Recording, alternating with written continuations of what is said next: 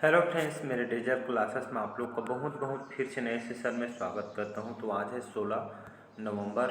16 नवंबर से जितने भी करंट अफेयर्स के क्वेश्चन बनेंगे यहां से हम कवर करेंगे। कोई भी एग्जाम के जैसे आप प्रिपरेशन कर रहे होंगे, एसएससी, रेलवे, यूपीएससी, कोई भी स्टेट का एग्जाम हो, सेंट्रल गवर्नमेंट के एग्जाम हो, सभी एग्जाम के लिए इम्पोर्टेंट है। क्योंकि ये जो इम्पोर्टेंट इसलिए हो जाता है क्योंकि 8 से 10 क्वेश्चन, 10 से 12 तक के क्वेश्चन आपसे पूछे जाते हैं। आप प्रीवियस ईयर कोई भी एग्जाम का आप क्वेश्चन पेपर भी उठा कर देख सकते हैं, तो यहाँ से क्वेश्चन डेफिनेटली यहाँ से पूछा जाता है, जो कि हम ध्यान नहीं देते हैं।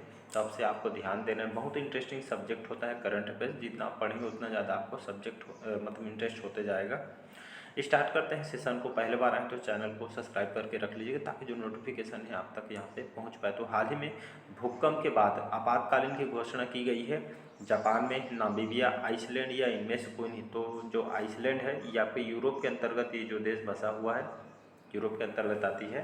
तो यहाँ पे जो यहाँ के जो वैज्ञानिक है, जो शोध करता है, विज्ञान जो मौसम विभाग का जो शोध करता है, इन्होंने यहाँ पे भूकंप के मतलब ये आपका भूकंप के बाद यहाँ पे भूकंप, बहुत बड़ी भूकंप यहाँ पे आई है और ये आपको लगभग 800 से भी ज़्यादा इसमें झटके लग चुके हैं। और भूकंप के बाद यहाँ पे आपातकालीन की घोषणा यहाँ पे की गई है। तो आइसलैंड जो है आपका यूरोप के अंतर्गत बसा हुआ है। यहाँ की राजधानी क्या है? यहाँ का जो कैपिटल है रेकजाविक, रेकजाविक करके यहाँ की कैपिटल है। यूरोप के अंतर्गत ये आपका आता है। और यहाँ के कैटरीना जेको करके यहाँ के अभी वर्तमान में प्राइम मिनिस्टर है, तो इसको याद रखिए। तो भूकंप के बाद आपातकालीन की घोषणा आइसलैंड में की गई है।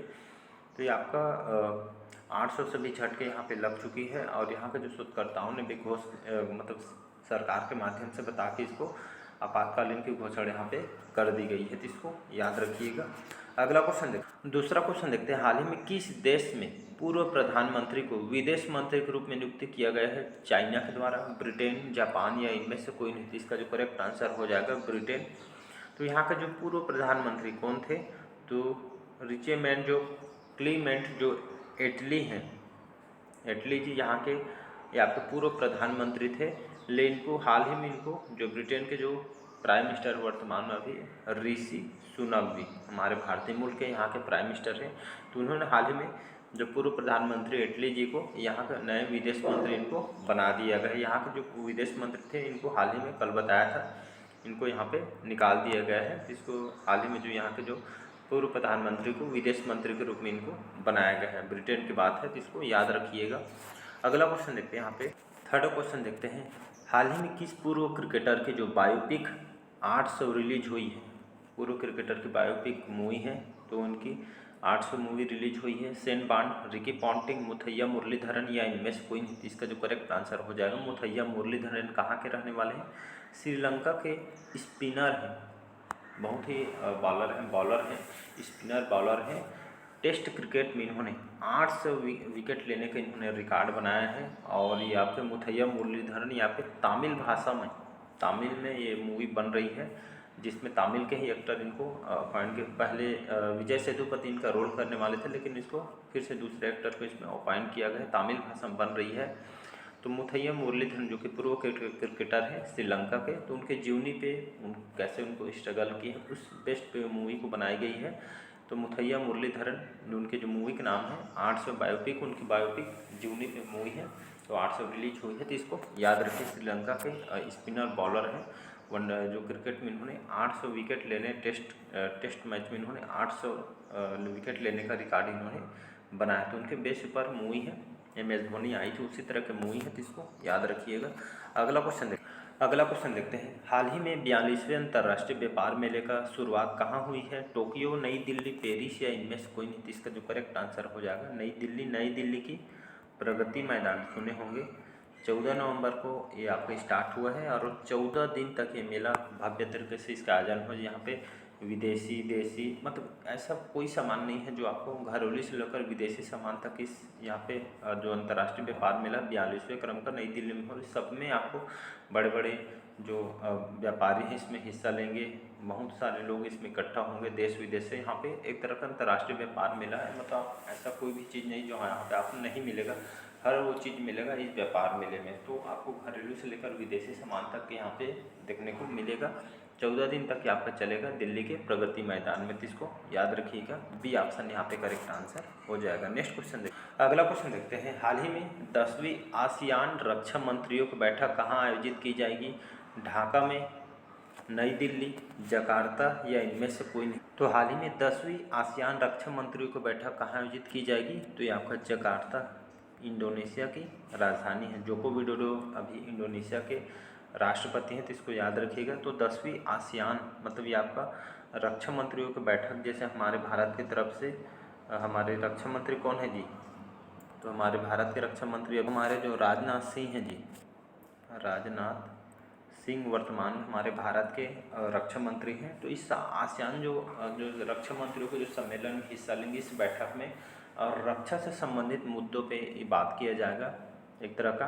तो एक तरह का रक्षा सम्मेलन है, अलग अलग देश के जो रक्षा मंत्री यहाँ इसमें हिस्सा लेंगे और रक्षा और इस पे मुद्दों पे बात करने के लिए बैठक का जो इंडोनेशिया की राजधानी जकार्ता में इसमें यहाँ पर इस बैठक का आयोजन किया जाएगा। तो इसको याद रखिएगा। नेक्स्ट क्वेश्चन, विश्व जो मधुमेह दिवस जिसको वर्ल्ड डायबिटीज डे के रूप में हम मनाते हैं, कब मनाते हैं? तो 14 नवंबर को पूरे विश्व भर में इसको मनाया जाता है। क्यों मनाया जाता है? तो जो लोग पेशेंट होते हैं डायबिटीज़, जो मतलब देखेंगे मतलब बहुत सारे जो ऐसे लोग होते हैं, लगभग देखेंगे तो 70% जो है आपका यहाँ पे जो डायबिटीज़ से ग्रसित हैं। तो ये आपके इस तरह के लीवर, आँख, किडनी से बहुत सारे, अगर इसको ध्यान नहीं रखें इससे बहुत सारे नुकसान भी होते हैं।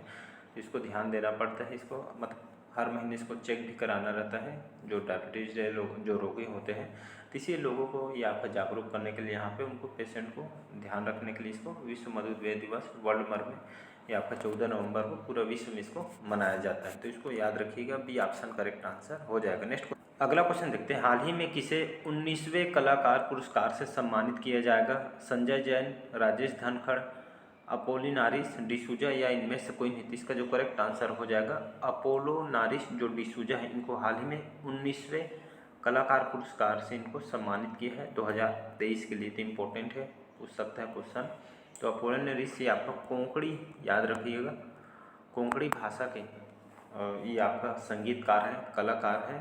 तो इनको 2023 के लिए इनको 19वें कलाकार पुरस्कार से इनको सम्मानित किया गया था। इसको आपको याद रखना है। इसका जो आयोजन है मंगलुरु में इसका आयोजन किया था, तब से 19वें जो कलाकार पुरस्कार के रूप में इनको सम्मानित किया है। तो इसको याद रखना। अगला क्वेश्चन देखते हैं। हाल ही में भारत ओपेक ऊर्जा वार्ता की 6ठी बैठक आयोजित की गई थी फ्रांस, ऑस्ट्रिया, रूस या इनमें से कोई नहीं? इसका जो करेक्ट आंसर हो जाएगा ऑस्ट्रिया में। ओपेक ऊर्जा, ये आपका ओपेक क्या है? ये एक तरह का आपका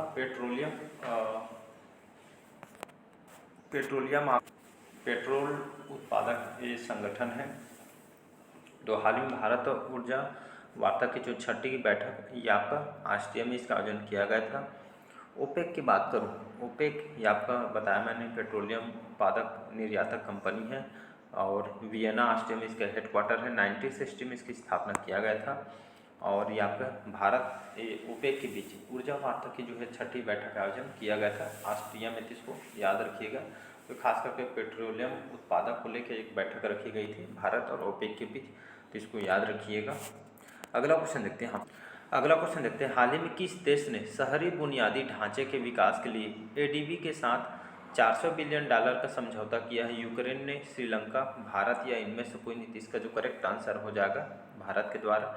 एडीबी एशियन डेवलपमेंट बैंक इसको बोलते हैं। तो इसके साथ $400 मिलियन का समझौता किया है। तो खास करके शहरों के विकास के लिए यहाँ पे बहुत सारे जो सिटी हैं अभी भी ग्रामीण क्षेत्र में, उसको एक तरह का डेवलप करने के लिए यहाँ पे शहरों के विकास के लिए यहाँ पे शहरी बुनियादी ढांचे विकास के लिए यहाँ पे एशियन डेवलपमेंट के साथ $400 मिलियन का यहाँ पे समझौता किया है भारत के द्वारा। तो आपके शहरों के विकास के लिए यहाँ पे यह है $400 मिलियन का समझौता यहाँ पे एडीबी के साथ किया। और एडीबी की बात करूँ, जो इसको एशियाई क्षेत्रीय विकास बैंक के नाम जानते हैं, 19 दिसंबर 1966 को स्थापना किया था।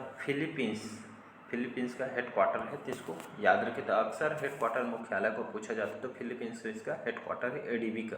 अगला क्वेश्चन देखते हैं। हाल ही में IUN रिपोर्ट के अनुसार दक्षिण एशिया के कितने मिलियन बच्चे पानी कमी के कारण यहाँ पे सामना कर रहे हैं? 250, 347, 271 या इनमें से कोई नहीं? यहाँ पे देख सकते हैं जो यूनाइटेड नेशन है, जो संयुक्त राष्ट्र है, इन्होंने एक रिपोर्ट करके बताई है लगभग दक्षिण एशिया के लगभग कितने मिलियन बच्चे पानी की कमी के कारण सामना कर रहे हैं। तो यहाँ पे देख सकते हैं 347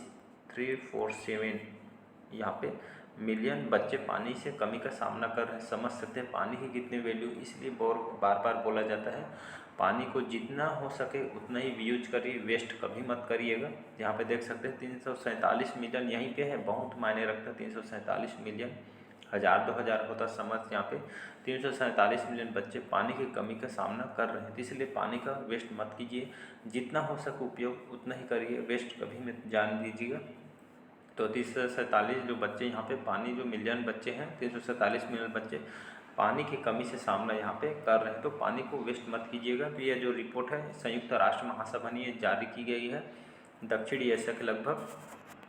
तो ये जो रिपोर्ट है यूएन के द्वारा बताई गई है। दक्षिण एशिया में कौन कौन से देश आता है, इसमें हमारा भारत भी आता है, बांग्लादेश भी आता है, नेपाल भी आता है, भूटान, ये सभी जो देश हैं ये दक्षिण एशिया के तहत ही आपके आते हैं। इसी में मिला के लगभग 347 मिलियन बच्चे पानी के कमी से सामना यहाँ पे कर रहे थे। इतनी यहाँ पे इम्पोर्टेंट रखता है पानी, तो पानी को वेस्ट मत कीजिएगा। नेक्स्ट क्वेश्चन देखते हैं, अगला क्वेश्चन देखते हैं, हाल ही में भारतीय नाविक जहाज एडवांटेज स्वीट को किस देश ने सुरक्षित वापस लाया है? ईरान, इंडोनेशिया, सऊदी अरब या इनमें से कोई नहीं? इसका जो करेक्ट आंसर हो जाएगा ईरान, इसका करेक्ट आंसर हो जाएगा। जो हमारे भारतीय जो नाविक जहाज है जिसका नाम है एडवांटेज स्वीट को किस देश ने सुरक्षित वापस लाया है? यहाँ पे दौरे में गए थे, ईरान ने इसको सुरक्षित यहाँ पे लाई है, तो इसको याद रखें। अगला क्वेश्चन देखते हैं, हाल ही में किस राज्य के एफ जोरमछाना ने किस सुपर यहाँ पे बैटम वेट WBC इंडिया खिताब जीता है? उत्तराखंड, हरियाणा, मिजोरम या इनमें से कोई नहीं? तो ये कहने का मतलब यही है, WBC वर्ल्ड बॉक्सिंग जो काउंसिल जो खिताब है जो बॉक्सिंग के खेल में जो इंडिया खिताब किसने जीता है? तो एफ जोरमछाना ने, जो कि मिजोरम के रहने वाले हैं, तो ये जो है खिताब जीता है, मिजोरम ने जीता है। इसमें जो खिलाड़ी हैं जो बॉक्सर हैं एफ जोरमछाना, इन नाम को याद रखें। इन्होंने WBC जो बॉक्सिंग के खिताब इन्होंने जीता है, तो इसका सी ऑप्शन यहाँ पे करेक्ट आंसर हो जाएगा। नेक्स्ट क्वेश्चन देखिए, हाल ही में किस देश ने बिली जीन कप जो खिताब जीता है? कनाडा ने जीता था। ये आपका टेनिस खेल से संबंधित है। तो आपका जो कनाडा के जो ये आपका जो खेल है लड़कियों का है, इसको याद रखिए, गर्ल्स का जो टेनिस प्लेयर है कनाडा की टीम ने, ये आपका बिली जीन किंग कप ये आपका टेनिस खेल से संबंधित है। 2023 से जो खिताब है ये आपका स्पेन में आयोजन इसका किया गया था। तो कनाडा टीम ने इसमें एक खिताब इन्होंने जीता है, तो इसका बी ऑप्शन यहाँ पे करेक्ट आंसर हो जाएगा। नेक्स्ट क्वेश्चन देखते हैं, अगला क्वेश्चन देखते हैं, हाल ही में एम्बेडेस इन मिलेट्स गीत को ग्रैमी पुरस्कार नामांकित किया गया है। इसके लेखक कौन है? तो AR रहमान, प्रणति नायक, फाल्गुनी शाह या इनमें से कोई नहीं? तो इसका जो करेक्ट आंसर हो जाएगा फाल्गुनी शाह, इसका करेक्ट आंसर हो जाएगा। तो यहाँ पे मिलेट्स पे गीत है जो आपका जो मिलेट सभी जानते होंगे, मोटे अनाज के चावल को मिलेट बोलते हैं, जिसमें बाजरा, कोदो, कुटकुट, ये इसी पे जो सॉन्ग को बनाया गया। रिकी केज याद रखिएगा, रिकी केज हमारे भारतीय गायक हैं, इन्होंने इस गीत को बनाया है। इसको जो ग्रैमी पुरस्कार नामांकित किए हैं, इसके लेखक कौन है? तो फाल्गुनी शाह है, जिसको याद रखिएगा।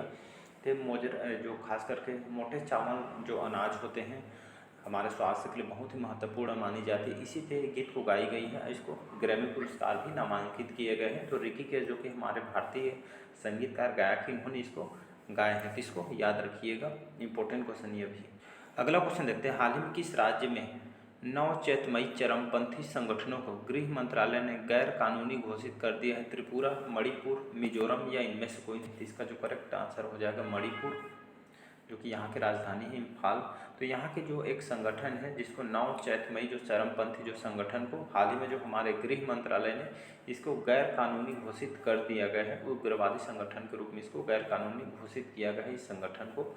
ये आपको मणिपुर की संगठन जिसको गैर कानूनी घोषित यहाँ पे कर दी गई है, तो इसको याद रखिएगा। तो मणिपुरी जो कांड यहाँ पे हुआ था आप सभी को पता होगा। तो इसी तरह के आप खोजबीन के चलते इसको गैर कानूनी घोषित की गई है। तो चलिए आज के सेशन हम यहीं तक रखते हैं। कैसा लगा आज के सेशन कमेंट करके ज़रूर बताइएगा। पहली बार आए तो चैनल को सब्सक्राइब करके रख लीजिएगा ताकि जो नोटिफिकेशन है आप तक पहुंच पाए। तो मिलते हैं इसी तरह के नए करंट अफेयर्स में। आज के लिए इतना ही। Thank you.